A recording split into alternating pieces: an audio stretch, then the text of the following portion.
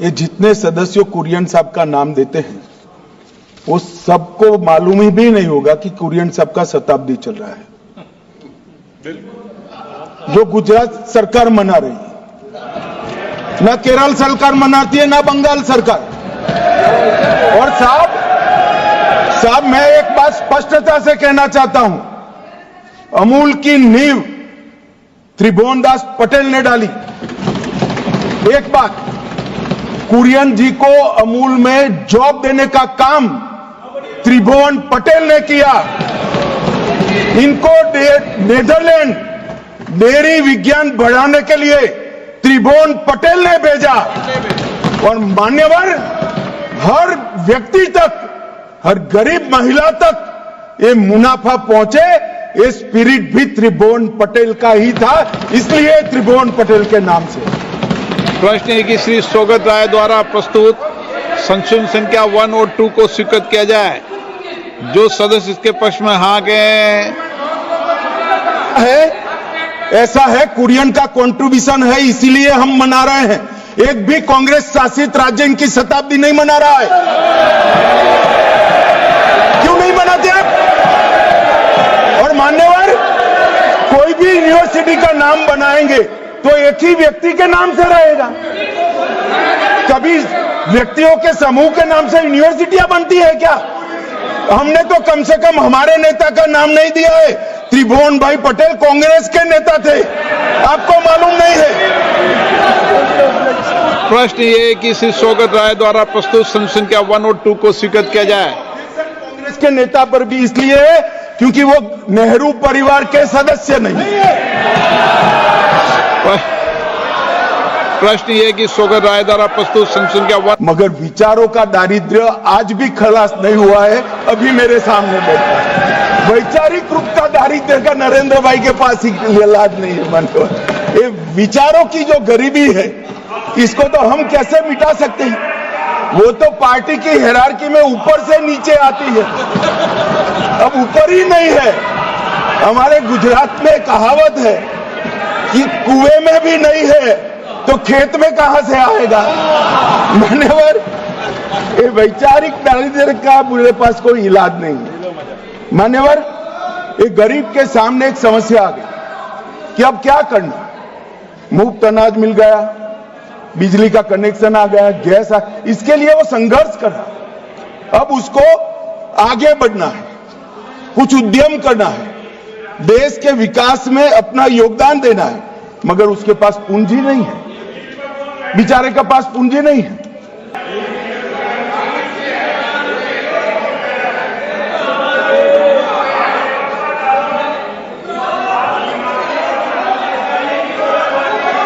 मान्यवर, इनको सुनना है तो मैं जवाब देने के लिए तैयार हूं, तो दीजिए।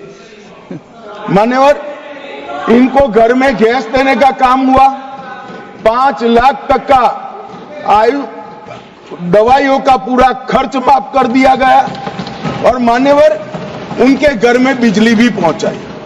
अब आप लोग कह रहे 10 ही साल में हुआ।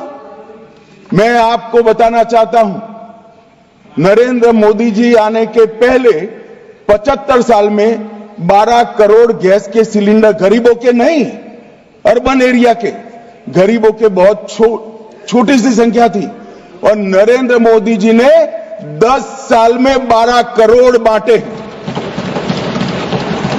शौचालय की संख्या भी आपके 75 साल से कई गुना ज्यादा है। घर बनाने की संख्या भी आपके 75 साल से कई गुना ज्यादा है। और मान्यवर, उसकी दवाई का कोई व्यवस्था नहीं था।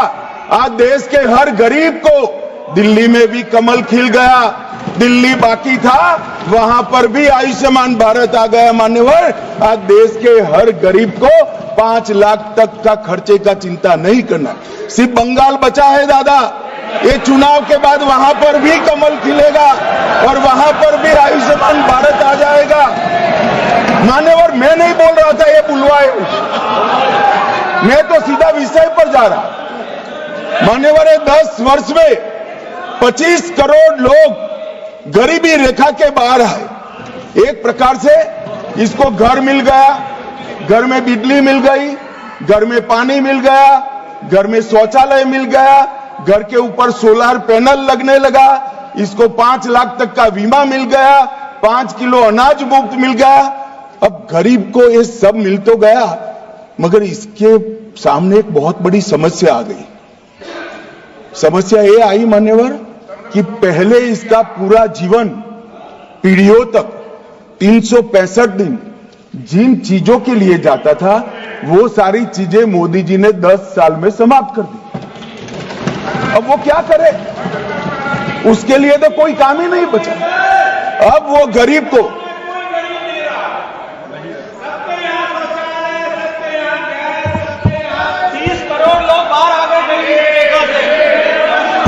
मान्यवर, इनकी बात सही है।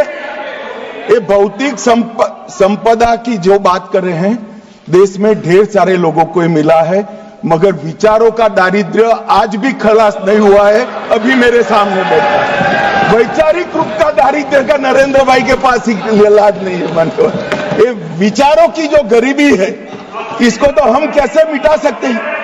वो तो पार्टी की हायरार्की में ऊपर से नीचे आती है, अब ऊपर ही नहीं है। हमारे गुजरात में कहावत है कि कुएं में भी नहीं है तो खेत में कहां से आएगा। मान्यवर, ये वैचारिक दारिद्र्य का मेरे पास कोई इलाज नहीं है। मान्यवर, ये गरीब के सामने एक समस्या आ गई कि अब क्या करना। मुफ्त अनाज मिल गया, बिजली का कनेक्शन आ गया, गैस आ, इसके लिए वो संघर्ष कर रहा। अब उसको आगे बढ़ना है, कुछ उद्यम करना है, देश के विकास में अपना योगदान देना है, मगर उसके पास पूंजी नहीं है।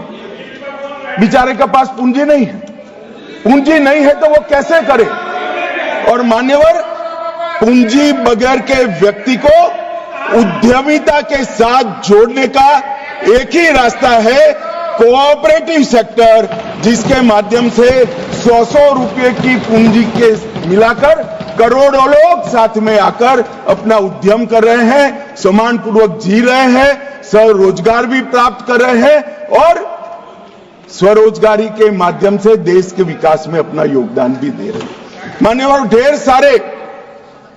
ढेर सारे अर्थशास्त्रियों के हिसाब से देश के अर्थतंत्र का एक मानांक जीडीपी है।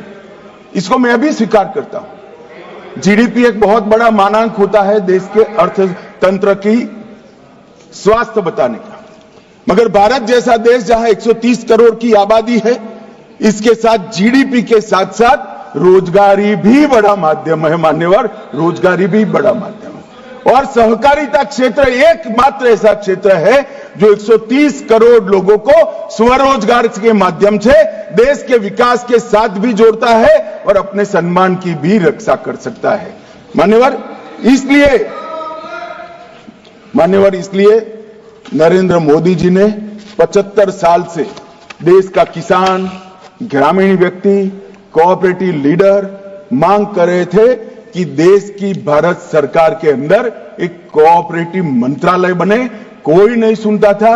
मोदी जी ने 3.5 साल पहले कोऑपरेटिव मंत्रालय बना दिया। और मान्यवर, कोऑपरेटिव मंत्रालय बनाया, उसके बाद में सहकारिता के विकास की एक नया अध्याय शुरू हुआ।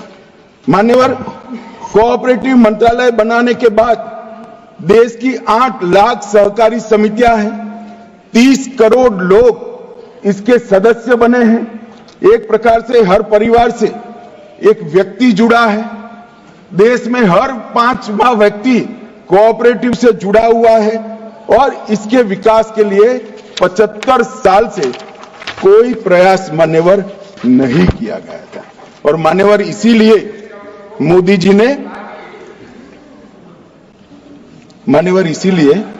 मोदी जी ने कोऑपरेटिव मंत्रालय की स्थापना की।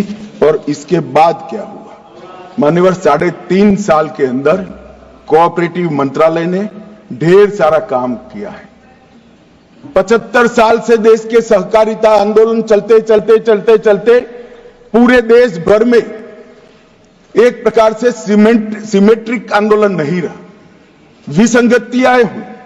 पश्चिम में अच्छा चल रहा था, दक्षिण में अच्छा चल रहा था, मध्य में मध्यम प्रकार का था, उत्तर में निर्बल हो गया, पूर्व में थोड़ा निर्बल हो गया, देश भर में असमान सहकारिता का आंदोलन चल रहा था और इसका विकास करना है तो सबसे पहले गैप्स ढूंढने पड़ेंगे। गैप्स कैसे ढूंढेंगे? कोई डेटाबेस ही नहीं था क्योंकि सहकारिता राज्य का विषय है, तो गैप्स कैसे ढूंढेंगे? हमने सबसे पहला काम किया, सभी राज्य सरकारों को साथ में रखकर सहकारिता का डेटाबेस तैयार किया और मान्यवर 2.5 साल में सहकारिता का पूरा डेटाबेस बन चुका है। मान्यवर, आज हमारे डेटाबेस की साइट पर कोई चला जाए और बिहार के नक्शे पर उंगली रखे तो बिहार में टोटल कितनी कोऑपरेटिव है, डेयरी कोऑपरेटिव कितना है, पैक्स कितना है, मार्केटिंग की कितनी है, मत्स्य कितनी, हाउसिंग की, ये सारी चीजें मिलेगी। फिर बिहार के दरभंगा जिले में जाएगा, वहां उंगली रखेगा तो वहां का मिल जाएगा। फिर एक गांव का जाएगा तो गांव का भी मिलेगा। तो चिन्हित होगा कि गैप कहां है और फिर तय हुआ कि 2 लाख नए प्राथमिक कोऑपरेटिव सोसाइटी पैक्स बनाए जाएंगे। इसके बाद देश में एक भी पंचायत ऐसी नहीं होगी जहां पैक्स नहीं हो। और इस बात का भी अध्ययन किया गया कि पैक्स पहले भी बने थे, बंद क्यों हो गए? तो पैक्स इसलिए बंद हुए मान्यवर कि इनकी आर्थिक सुधारों के साथ साथ इनकी गतिविधियों पर कई प्रकार की कटौती आ गई। पहले पैक्स डिपॉजिट लेते थे, अब डिपॉजिट लेने में मनाही आ गई। पैक्स अपना ऋण खुद लेते थे, खुद ऋण देते थे तो ब्याज का दर वो तय करते थे। अब रिजर्व बैंक नाबार्ड ने ब्याज का दर तय कर दिया। अब उनके पास जो पूंजी आती है इसके 1.5% में ही किसान को देना पड़ता है, तो पैक्स कभी मुनाफा नहीं कर सकता। इसलिए हमने पैक्स के साथ इसके बाइलॉज बदलने का निर्णय किया और मैं देश भर की सभी दल की सरकारों का इस सदन में से फ्लोर पर खड़ा रहकर बहुत बहुत धन्यवाद करना चाहता हूं मैं, क्योंकि पैक्स के बाइलॉज भारत सरकार नहीं बदल सकती, पैक्स के बाइलॉज राज्य सरकारें ही बदल सकती है। मैंने सभी राज्यों के मुख्यमंत्रियों से बात किया, मॉडल पैक्स के बाइलॉज भेजे और मुझे आनंद है कि कश्मीर से कन्याकुमारी और नॉर्थ ईस्ट से लेकर द्वारका तक पूरे देश ने बाइलॉज एक्सेप्ट किए और सभी बाइलॉज बदल। मानवर, बाइलॉज बदलकर हमने क्या किया? 25 से ज्यादा आर्थिक कार्यकलाप पैक्स के साथ जुड़े, इसके अंदर चुनाव की पद्धति जुड़ी और इसके अंदर एक कॉमन अकाउंटिंग सॉफ्टवेयर डाला जो देश की सभी भाषाओं में बना हुआ है। मान्यवर,